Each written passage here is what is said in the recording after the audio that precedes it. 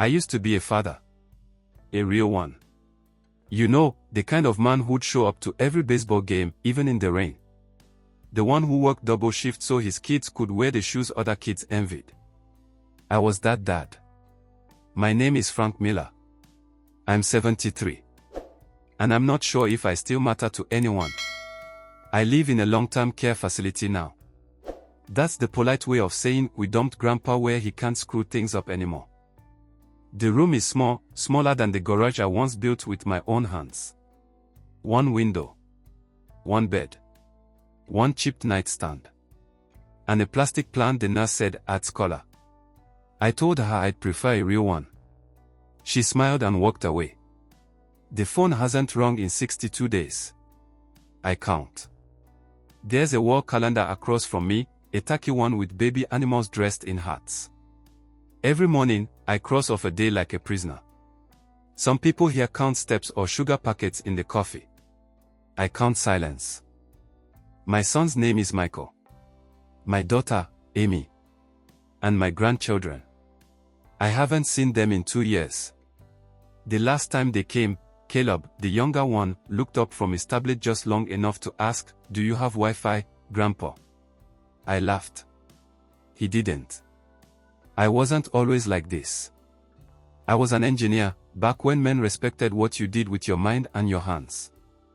Built bridges, water systems, once helped reconstruct a school after a tornado wiped out half a county. People shook my hand. Called me sir. Now, I'm Frank, the guy who needs help reaching the bathroom at night. Dignity is a slippery thing.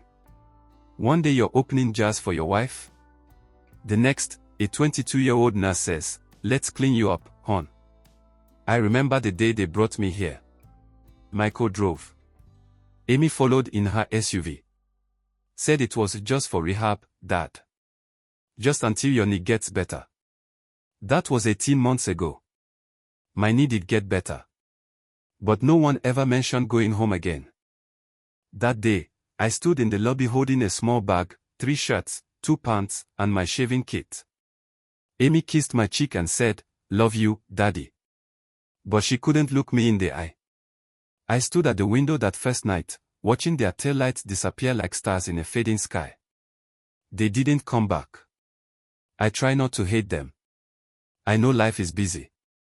Michael has a law firm. Amy's got twin boys and a yoga studio. I get it. But then I remember the 56 nights I stayed awake beside Michael's hospital bed when he broke his spine in that college football accident. I remember how I carried Amy down the stairs when she had the flu and couldn't move without crying. You don't forget those nights. Apparently, they do. There's a man across the hall, Walter. Used to be a professor. Now he drools and mutters about Socrates. Sometimes I wonder if that'll be me soon. If I'll forget who I am before anyone else remembers. But I'm not done. Not yet. Last week, a new nurse, Lily, asked if I used to be somebody. I looked her straight in the eyes and said, "No. I still am." She blinked, then smiled politely. But I saw the shift. The moment she realized there was more behind my wrinkles than age. There was anger, yes. And pain. But also, something else. Not revenge. Not yet. But I've started writing. Letters. Observations. Names. Little truths people don't want told. They thought they put me away to be forgotten. But I have time now. And a damn good memory. I started with a yellow legal pad. Found it in the rec room's forgotten drawer between a box of Monopoly money and a puzzle with 3 missing pieces. Most folks here play bingo or watch reruns on mute. But me. I write. That's what they didn't count on, that I'd still have a voice. The first name I wrote was Michael. I paused after that. Just sat there, staring at the letters. My own son. I taught him how to ride a bike, how to tie a tie, how to hold his hand out firm for a handshake. And now he can't even return a phone call. Underneath, I wrote Amy. Then Karen, my wife. Yes, she's gone now. 5 years since the cancer took her. She passed in that old house we built together, room by room. I held her hand until it went cold. She was the glue. The warmth. The one who reminded them to call me, to send cards, to care. And when she left, so did their obligation. They say grief fades. Maybe. But loneliness doesn't fade, it settles, like dust in an abandoned home. So I started a list. Not a revenge list. Not quite. But something close. People who forgot I exist. And beside each name, I wrote down the moment they chose comfort over character. Michael left me at this place like a stray. Promised Sunday visits. Came twice. Amy bought me socks for Christmas. Said, we can't afford much this year. Then flew to Aruba the next week. Dear Whitman, the smug young thing who looks at my chart like I'm a math problem, not a man. Pastor Rick never visited. Though I built that damn church ramp with my own tools. The list grew longer than I thought it would. But that's when it changed. Because next to each name, I started adding a memory. A story they'd probably long forgotten. But I hadn't. Michael, age 9. Got in a fight at school. Cried in the car. I didn't yell. Just drove him to get ice cream and said, takes more strength to walk away. Amy, high school prom. Her date didn't show. I put on a suit, knocked on her bedroom door, and said, no daughter of mine misses a dance. We danced to Sinatra in the living room. Karen laughed when I tried to cook soup. Burned the noodles. Said I was hopeless and kissed me anyway. And suddenly, I wasn't angry. I was heartbroken. Because they weren't bad people. They were just busy. Distracted. Comfortable in forgetting me. But I wouldn't let them forget. There's a volunteer here, Emma. College student. Comes in on Tuesdays to read to the elderly. That's what her sign-up sheet said, elderly. She asked if I wanted her to read Chicken Soup for the Soul.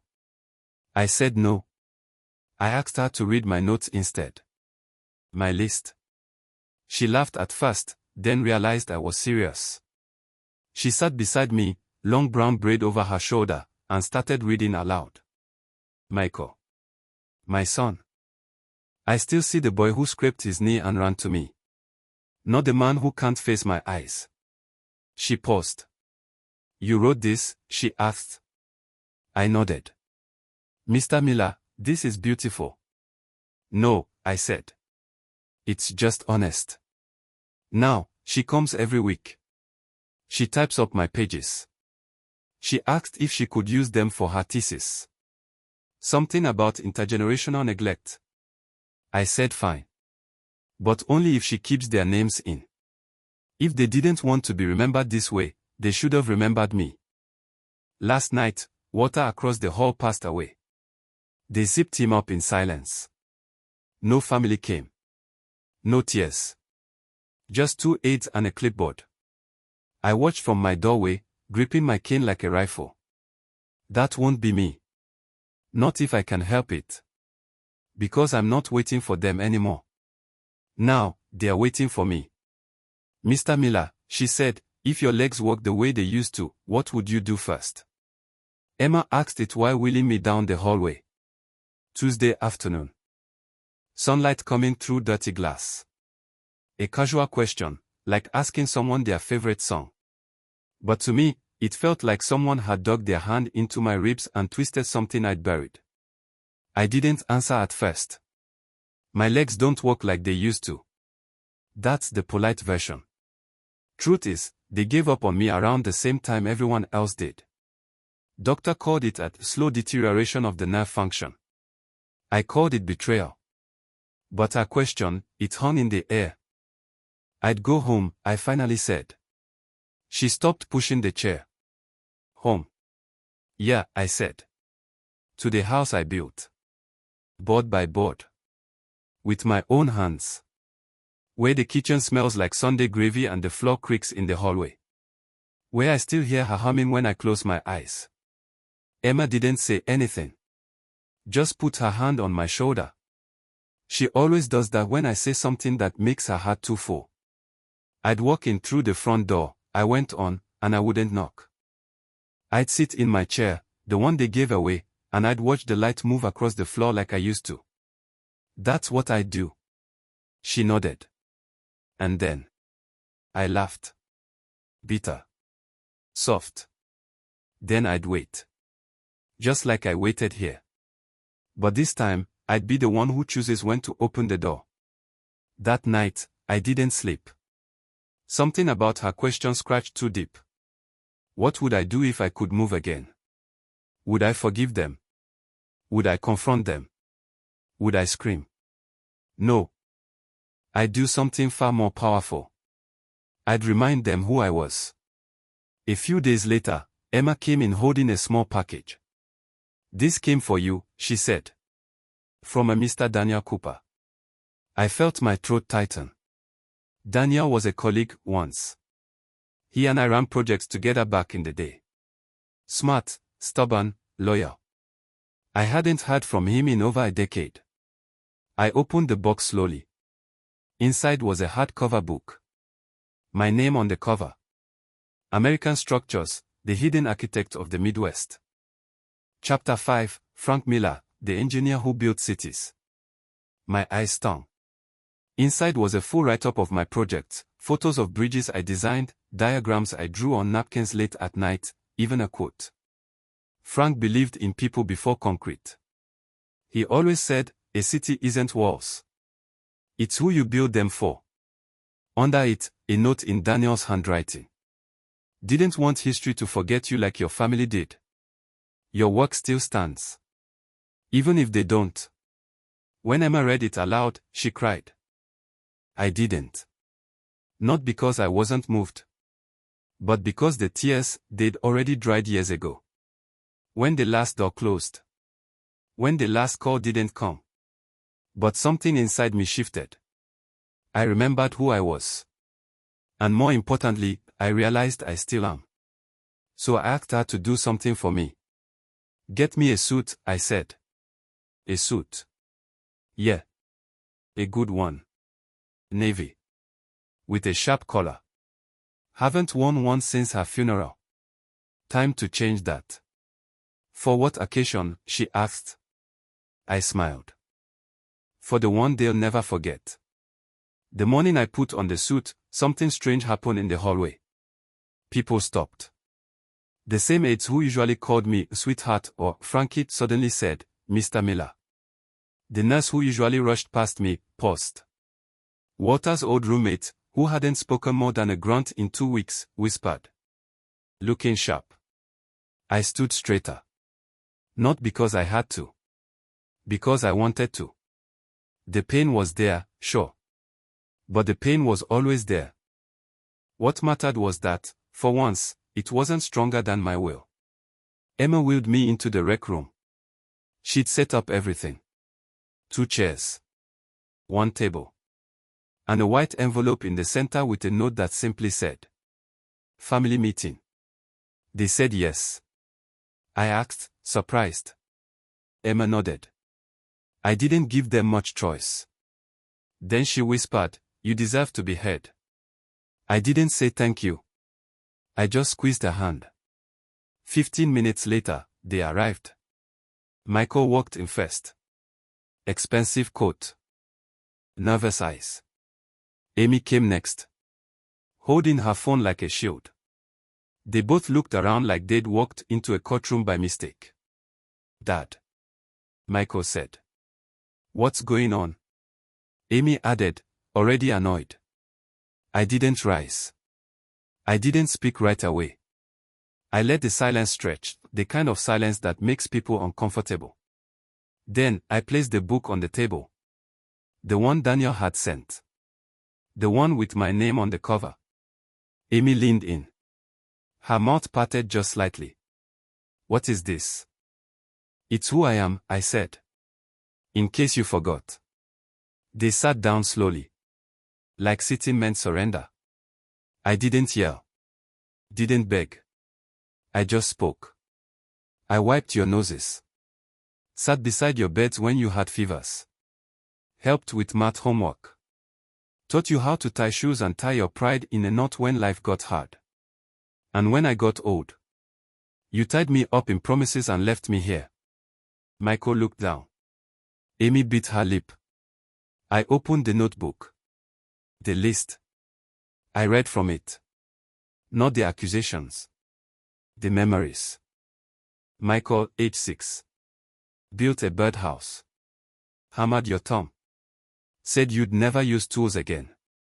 Next day, you asked me to try again. I still have the crooked birdhouse. It mattered to me. Amy was already wiping a tear. Dad, we didn't mean to. But you did, I said. Come. You meant to forget. Because forgetting is easier than feeling guilty. The room was so quiet, I could hear the clock tick behind me. Then I took the final letter out of the envelope. Read it, I told Emma. She stood, unfolding the paper. Her voice steady. To my children. I want you to know, I don't hate you. I pity you. Because one day, you'll be the ones waiting.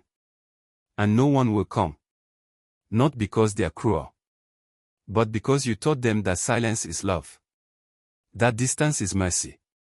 I taught you how to be people. You showed me how people forget. I forgive you. But I also free myself of the burden of hoping you'll change. When I go with dignity. Not because of how you treated me, but in spite of it. Michael was full on crying now. Amy reached for my hand. I pulled it away. Not cruelly. Just, finally. I wrote this not to hurt you, I said. But to remind you who I am. Because I'm more than your burden. More than your inconvenience. I am Frank Miller. Engineer. Father. Husband. Builder of cities. And breaker of silence. They didn't respond. Because there was nothing left to say. Later that night, Emma rode me back to my room. Neither of us spoke for a while. Then she said, "You changed something today." "No," I whispered. "I remembered something. That's all." And that made all the difference. I've come to understand something about time. It doesn't just pass. It takes. Quietly, like a thief in the night. One day you're hammering nails, teaching a kid to drive, fixing gutters in the rain. The next, you're sitting in a room with a BP monitor, counting how many spoons are on your tray. But time gives, too. Like the view from my chair. It faces west, toward the parking lot, where the sun sets low and golden over rows of cars. Most days, it's empty. But every now and then, I see someone come visit one of the others. And for just a moment, I imagine they're here for me. That hope, even when I know better, is the part of me that refuses to die. The chair by the window wasn't always mine. It used to belong to Walter. After he passed, no one claimed it. So I did. I don't need much these days, just a little light and a view. Maybe that's what life comes down to, a chair, a view, and a sense that someone, somewhere, might still remember your name. It's been 2 weeks since the visit. Michael hasn't called. Amy hasn't written. But that's alright. Because I no longer need their validation to know who I am. Emma brings me the mail. Most of it is junk, coupons, church flyers, once even an ad for luxury cruises. But one envelope stopped me cold. White. Thick. My name written in familiar cursive. Inside, a photograph. Old. Black and white. Me, standing with Karen. She's holding baby Michael. I've got Amy on my shoulders. We're smiling, the way you do when the future's still full of maybes and the air smells like cut grass. Tucked behind the photo, a short note. Found this in an old album. Didn't know I still had it. I don't know how to fix what we broke. But I remember this day. I remember the man in that photo. I'm sorry. Amy. I stared at it for a long time. I didn't cry. I didn't smile. I just sat there in the chair, holding it against my chest like it was made of glass. Later that night, Emma found me asleep like that. "Want me to take the photo?" she asked softly. I shook my head. "No. Let me hold it a little longer. It's the first time in years I felt whole." She pulled up a chair beside me. We watched the sunset together. "You think she meant it?" Emma asked.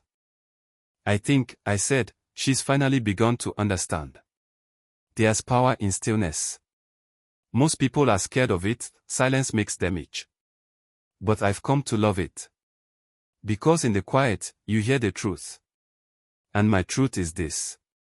I may be in a home. I may use a chair instead of legs. I may be gray and slower and forgotten by many.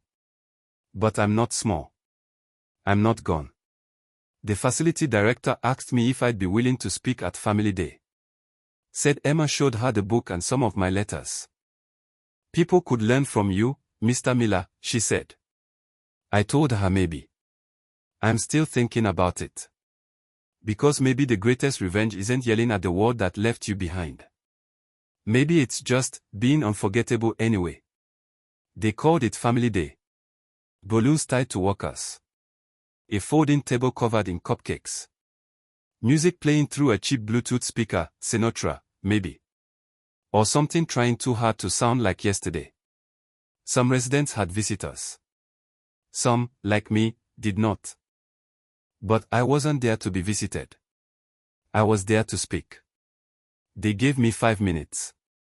I asked for 3. Emma wheeled me to the front of the little gathering. A dozen faces stared back, some polite, some curious, a few absent entirely. Amy wasn't there. Michael wasn't either. I didn't need them to be. Because this part wasn't for them. I cleared my throat. No microphone. No notes. Just me and the room. "I wasn't always this old," I began. Light laughter. The kind people give when they're nervous. "I was once a man with a name," people said with pride. I built things. Things that stood. Things that mattered. And then I got slower. Softer. Grayer.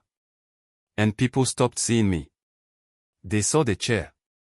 The wrinkles. The burden. I let that sit. I've learned something here. In this place people think of as an end. It's not the end. It's a mirror. You learn who remembers. Who shows up. And who quietly rewrites the story of your life without you. A hush spread across the room. But I also learned something else. Something more important. I looked at Emma, standing in the back. You're not what's been done to you. You are what you choose to do next. A few heads nodded. Some eyes glassed over. Legacy isn't the monuments we build. It's the lessons we leave behind. And then I ended with the truth. If you're lucky enough to grow old, do it loudly. Speak. Remember. Teach. Because silence may feel safe. But dignity was never meant to whisper. When I finished, no one clapped at first. And then, they did. Not loud. Not forced. But real. One nurse wiped her eyes. A teenage grandson looked at his grandfather for the first time like he saw him, really saw him. Emma came forward. Knelt by my side. You did it, she whispered. No, I said. We did. That night, I sat in my chair by the window. The sun dipped low behind the trees, a slow and quiet bow to the day. I held the photo Amy sent me. I read the letter again. I thought about the crooked birdhouse, the living room dance, the hammer in my son's hand. I didn't need their calls anymore. Because I remembered everything. And I wrote it down. Every word, every lesson. Bound it in a folder and gave it to Emma. She asked what I wanted to call it. I told her, the last lesson. They thought I was gone. But I was just waiting. Not to be remembered, but to remember who I am. And now that I have, I'm ready. The end. subscribe and like. And tell your friends about this video.